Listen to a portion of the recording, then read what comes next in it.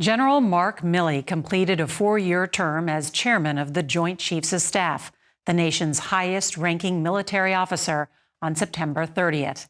He told us he spent most of his time working to avoid a direct conflict with Russia and China, while the country watched him have a very public falling out with former President Trump, the man who picked him for the job. General Milley's time serving President Joe Biden had its own challenges, including America's calamitous withdrawal from Afghanistan, as well as providing Ukraine with billions of dollars worth of American military equipment.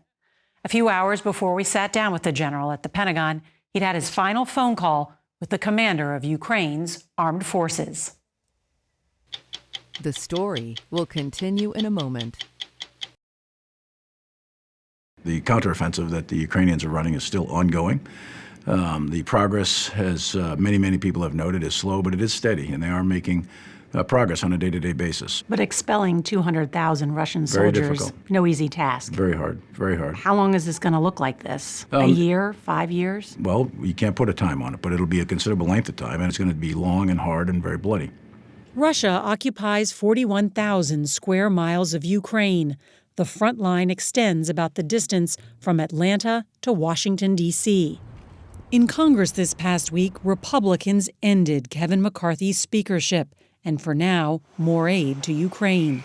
According to the White House, of the $113 billion already committed, there's only enough left to last a few more months. With all of the issues facing Americans at home, why is this worth it? If Ukraine loses and Putin wins, I think you would be certainly increasing, if not doubling, your defense budget in the years ahead, and you will increase the probability of a great power war in the next 10 to 15 years. I think it would be a very dangerous situation if Putin's allowed to win. Ukraine-Russia, obviously, is what drives this meeting today. The chairman of the Joint Chiefs is the commander-in-chief's principal military advisor, but commands no troops in battle. I am obligated, regardless of consequences, to give my advice to the president, but no president is obligated to follow that advice. This past August, General Milley invited us aboard the USS Constitution in Boston Harbor, not far from where he grew up. We're the only military in the world that swears an oath not to a king, a queen, a tyrant, a would-be tyrant, or a dictator. We swear an oath to an idea, the idea that is American. And it's embodied in that document, the Constitution, which sets up our form of government. In 2021, General Milley had counseled President Biden to keep 2,500 troops in and around Kabul. Instead, Mr. Biden ordered a complete withdrawal to end America's longest war after 20 years. The disaster that followed will be part of both of their legacies. I go through the entire withdrawal from Afghanistan, chapter and verse all the time. That was a strategic failure for the United States. The enemy occupied the capital city of the country that you were supporting. So to me, that hurts. It hurts a big way. But no matter what pain I feel or anyone else feels, nothing comes even close to the pain of those that were killed. To those who served in Afghanistan for 2 decades and lost family members and friends and wonder, was it worth it?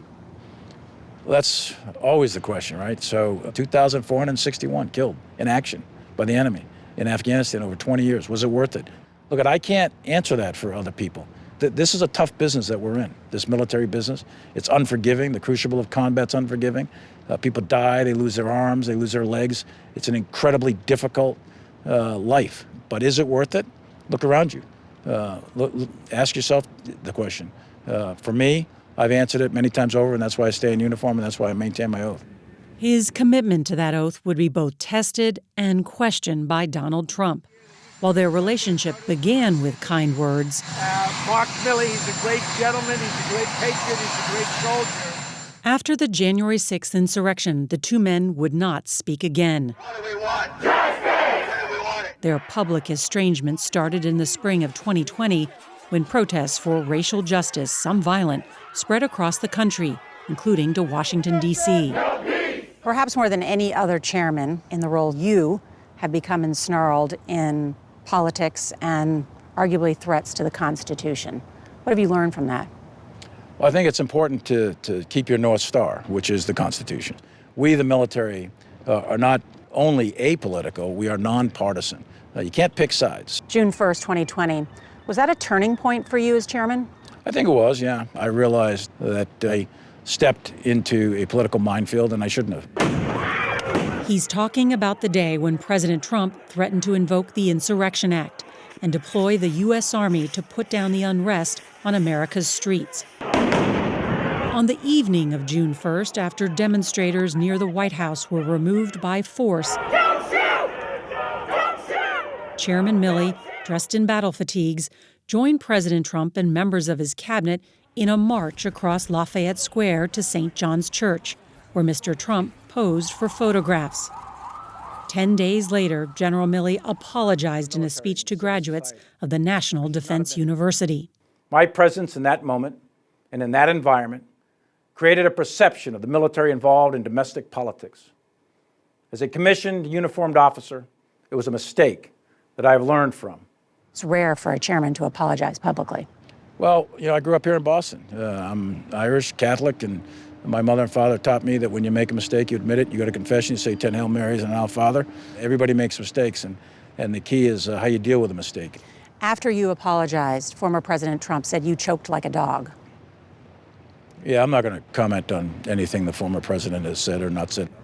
General Milley did tell us he was so disillusioned with the former president's actions, he nearly resigned.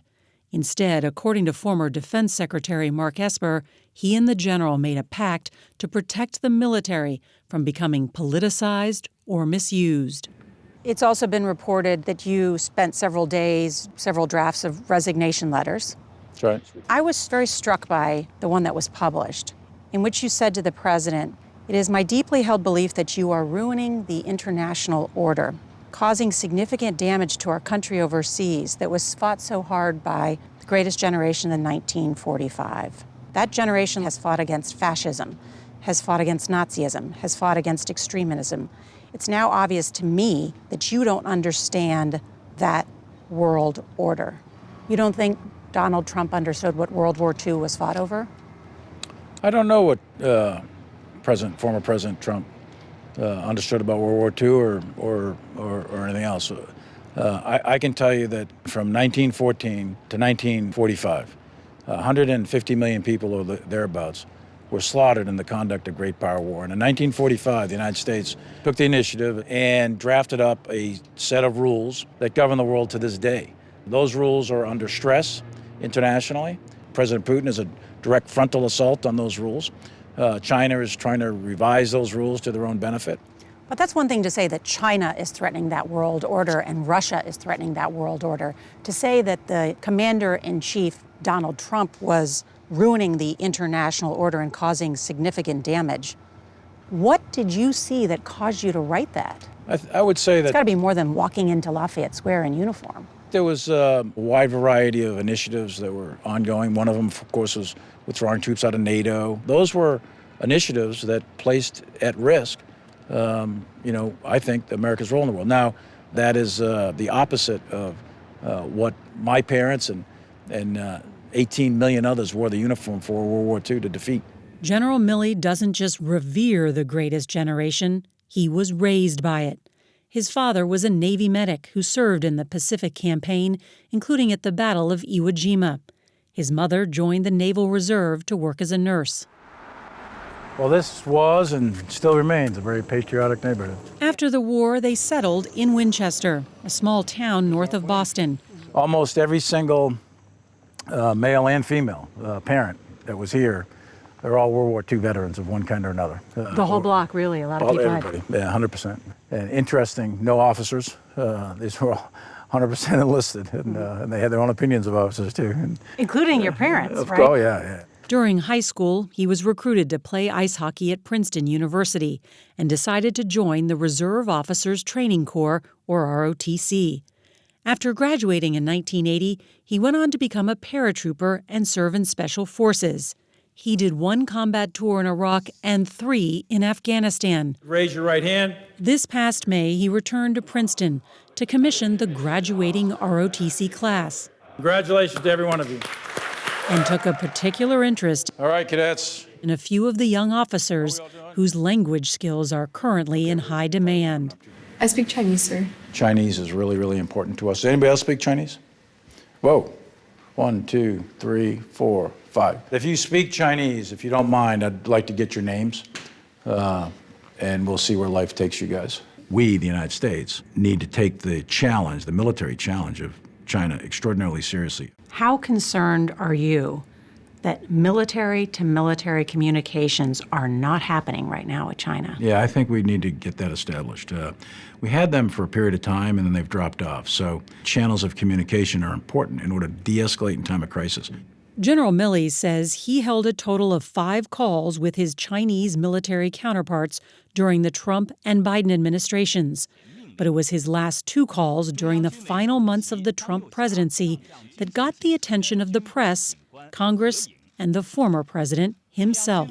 Why did you think it was so important to call your Chinese military counterpart in the aftermath of the January 6th attacks? That's an example of de-escalation. So there was clear indications that the Chinese were very concerned about what they were observing here in the United States. Did you see some movement of Chinese military equipment? I won't go over anything classified, so I won't discuss exactly what we saw or didn't see or what we heard or didn't hear. I will just say that there was clear indications that the Chinese were very concerned. President Trump recently said that your dealings with China were so egregious that in times gone by, the punishment would have been death. That's right, he said that. But for the record, was there anything inappropriate or treasonous about the calls you made to China? Absolutely not. Zero. None. And not only that, they were authorized, they're coordinated. Congress knows that. We've answered these questions several different times in writing. Were you giving the Chinese information about thinking of the President of the United States? The specific conversation was, I think, in accordance with the intent of the Secretary of Defense, which was to make sure the Chinese knew that we were not going to attack them. Why did the Chinese think that the U.S. under then-President Trump was going to attack them? The Chinese were concerned about what is commonly referred to in the English language, like an October surprise, wag the dog sort of thing. They were wrong. They were not reading us right. Look, President Trump was not going to attack China, and they needed to know that. China, Russia, and the war in Ukraine are now the problem of his successor, Air Force General Charles Q. Brown, Jr. There are also areas of concern closer to home. Last year, the Army missed its recruiting numbers by 15,000 soldiers, the worst shortfall in decades.